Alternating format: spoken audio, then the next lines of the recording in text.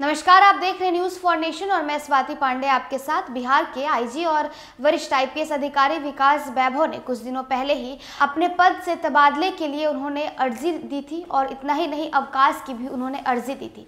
हालांकि उनकी ये दोनों ही अर्जियां स्वीकार नहीं की गई है, लेकिन आपको बताया कि आईपीएस अधिकारी विकास वैभव ट्विटर पर तो सक्रिय हैं ही, लेकिन वो अपने कार्यालय भी जा रहे हैं और अपना काम भी कर रहे हैं।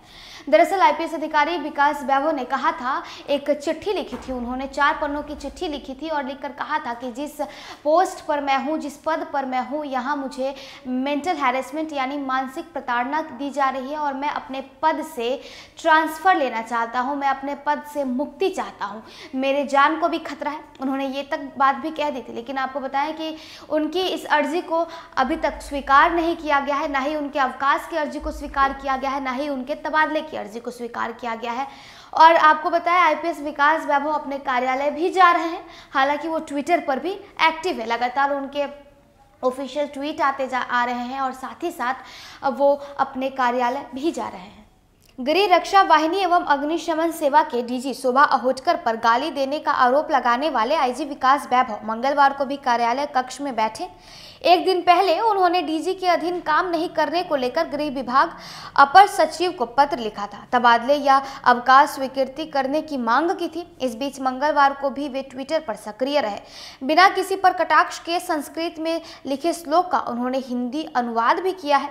ट्वीट का हिंदी अनुवाद करते हुए उन्होंने लिखा है कि मोती माणिक वस्त्र या पहनावे से नहीं, परंतु केवल शील से ही व्यक्ति विभूषित होता है। इसके अलावा वे ट्विटर और फेसबुक पर लेट्स इंस्पायर बिहार के वीडियो भी शेयर कर रहे हैं। मंगलवार को कार्यालय कक्ष में वे विभाग के आदेश की प्रतीक्षा में बैठे। बता दें कि आईजी विकास वैभव ने डीजी शोभा अहोटकर पर गाली देने और बिहारी कामचोर होते हैं कहकर अपमानित करने का आरोप लगाया है।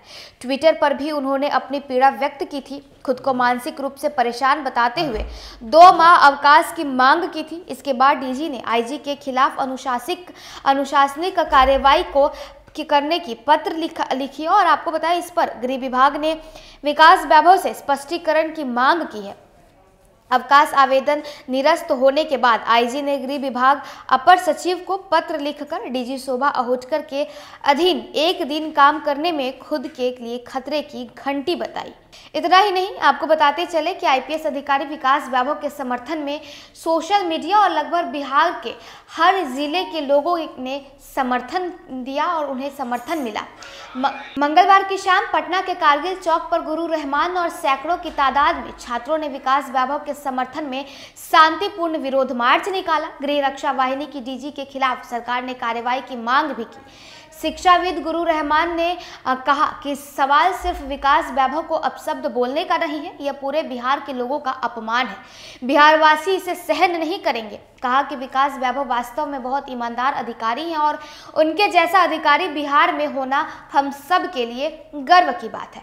वहीं छात्रों ने कहा कि विकास वैभव हमारे आदर्श हैं और हम सभी छात्र कंधा से कंधा मिलाकर उनके साथ खड़े हैं।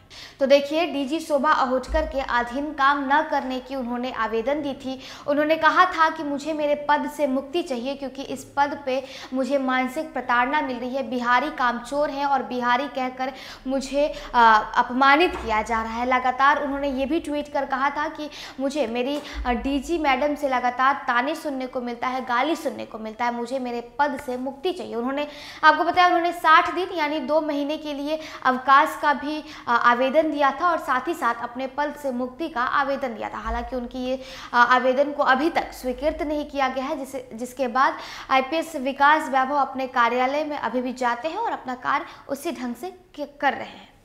तो चलिए, इस खबर में बस इतना ही और भी वीडियोस और अपडेट्स के लिए आप देखते रहे न्यूज़ फॉर नेशन।